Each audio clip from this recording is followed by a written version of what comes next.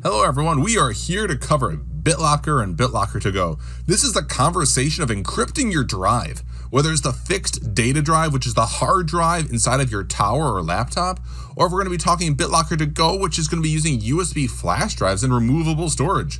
Either way, we want to encrypt our contents so our data is safe. Let's get to it. I'm going to go ahead and click on my Start button for Windows, and I'm going to go to Control Panel. And I go to Control Panel, here we are. In both Windows 10 and in Windows 8 and Windows 7, you're going to be able to utilize Bitlocker. Windows 7 Enterprise and Ultimate works with it, so does Windows 8 Pro and Enterprise. On top of that, if you've got Windows 10 like me, Windows 10 Pro, Enterprise, and Education all support Bitlocker. So I'm going to go ahead and click on Bitlocker Drive Encryption inside of my control panel. And when this opens up, what we're going to see here is my operating system drive, which is my fixed data drive. It's my C disk. We have that, and I have removable data drive, which is my flash drive, named important, which is my E drive. Now we're going to start first with the removable drive, because these are the things you take with you wherever you go, and they're very easy to lose. And if you ever have sensitive data on one, I'd like the contents to be encrypted, where people can't access it unless they can use the decrypt password. So I'm going to go ahead here and click on Turn on Bitlocker on the flash drive that I plugged into my machine. Now, Bitlocker starts up, it looks at my flash drive, and says, how do you want to unlock this drive? This is going to be the way that we can decrypt the contents of my flash drive. Now, I can use a password or a smart card or both as a combination. Now, smart card is something you have to insert into your machine, and as long as that's inserted, we're going to be able to have the contents of the flash drive decrypted. I'm not going to have a smart card on me, so I'm going with use a password. So I'll create my password and type it in twice, and this password is what I will use to decrypt the contents of my flash drive whenever I plug it in to any machine.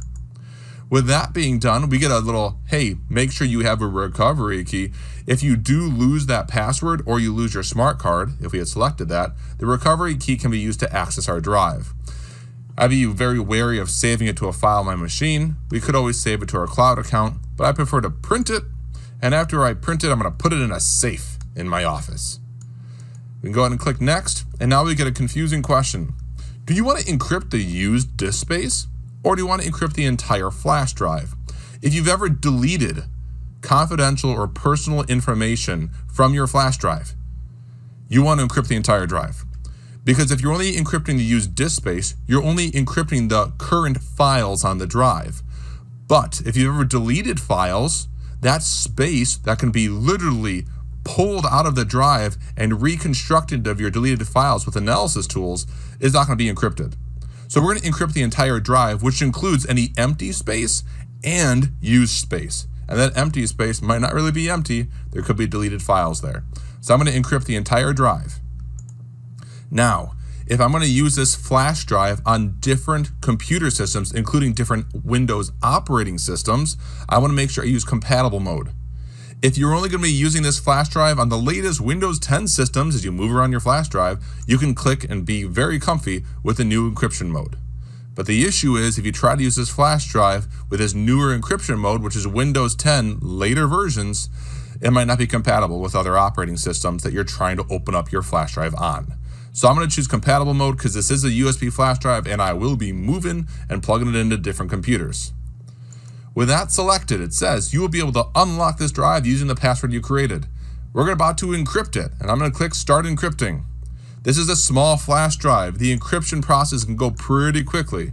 It's actually a 256 meg flash drive, which is awesome for this video because a 16 gig would take a while. So it's encrypting the drive, and while it's doing that, you can see some of the options down below. When we're done with encrypting our drive, we can back up the recovery key again. I can change that password being used, get rid of the password completely. We didn't add a smart card before, but if we wanted to have that be an allowable way to open up our flash drive and decrypt the contents, we could. On top of that, we can have our system to set up an auto unlock where it automatically unlocks the flash drive. And lastly, I can turn off Bitlocker, which will decrypt permanently the entire flash drive, and my files won't be encrypted anymore on it. So the encryption of E is complete. I'll go ahead and click Close. Now let's take a look at what happens with it. So I just ejected my USB flash drive from the computer that has Bitlocker to go on it. I'm going to plug it back in. I got my File Explorer up here. And check it out. The first message I get is, your flash drive is not accessible. You're like, no, it's done for. Not really. I'll click OK. and we see here it says my USB drive E with a lock on it. I can double click on that and check out the pop-up I get. Bitlocker with E drive. Enter your password to unlock it. So I'll put in my password and I will click unlock. And now what's going to happen is it's going to open up on my screen and check it out. I've got my important files of 1 through 5. And now any files I put here and then eject the flash drive, those new files I add into here are going to be encrypted utilizing Bitlocker. So this is Bitlocker to go. Let's switch back over and let's go into Bitlocker regarding my fixed system drive. Now we've got our Bitlocker set up with our encrypted USB flash drive, but let's move on to the fixed data drive, which is where our operating system is stored and the data itself. So we want to encrypt that data on that fixed operating system drive. So I'm going to go ahead and click on turn on Bitlocker, and what I get here is an error message. It says the device can't use a TPM. TPM is our Trusted Platform Module. That is our chip on the motherboard of our system. This is for hardware-based storage. This is where we're going to have our hashed passwords and keys, digital certs. This is all stored on a TPM chip. Now, if your system isn't set up to use this, or your system doesn't even have it, there are other ways to still using Bitlocker using software. So to do that, I'm going to click on my start button. I'm going to type in gpedit followed by .msc, and we have here this, let's say, console doc. And really what it comes down to is we have an editor that pops up with a snap in, and I need to change a system setting. And for me, that's in administrative templates, Windows components, and then inside of there, Bitlocker drive encryption. Now, inside of this area, I'm going to go into the operating system drives, and here's an option that says require additional authentication at startup. I'm going to double click on that, and for this one, I'm going to check mark enabled. And this is going to allow me to use software to do my encryption for my drive and not have the key stored on a TPM chip. So I'll click apply and OK. With that closed off for this group policy editor, I'm going to click on turn on Bitlocker a second time. And this time now it's loading up. So instead of using the TPM chip, we're going to be able to store our keys manually. We can either insert a USB flash drive in order to have our drive decrypt to access our contents, or we can use a password. I don't want to rely on a flash drive, so I'm going to click enter a password. I'll choose a password which will be used to decrypt my entire hard disk drive of my machine. Click next. Now, just like we saw before with the flash drive, with Bitlocker to go, we can have a method for recovering if we lose that password. Again, I would print it, and I'll have this thing then stored in my safe at my office. Go ahead and click next. Just like we saw before regarding the flash drive, encrypt only the used disk space, which is the files that are currently on the drive, or encrypt the entire drive, including that free space where you could have had deleted files. So I would do the entire drive. Now, just for speed of the video though, this is a hard disk drive. I am going to use the used disk space only, just for the speed of the video. Again, regarding compatibility modes, I'm not planning on taking my fixed hard drive out of my computer tower or my laptop and moving it to a different system. So leaving the best encryption mode possible, which is the new one for fixed drives, I'm keeping that. So I'll go ahead and click next.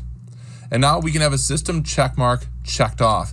And this will actually make sure that we can utilize the recovery encryption keys correctly before we just literally encrypt the entire drive. Think of this as saying, hey, go ahead and encrypt your drive without making sure that it's going to be able to decrypt. That would be scary. So we want this check marked as an extra safeguard, and I can go ahead and click continue. At this point in time, I'm going to get a pop-up that says my computer must be restarted, and after the restart, our video will continue. So the computer is rebooting. I get my BIOS splash page, and instant Bitlocker. We need to enter our password to unlock this drive. Until we put in our password, my hard drive is encrypted and the data on it is encrypted and inaccessible. So if I enter my password here, it would take me into my Windows loading screen. That'd finally be back on my desktop. So this is Bitlocker to go and Bitlocker on our fixed drive. Thanks for watching. Practice and use this awesome tool and become that IT professional.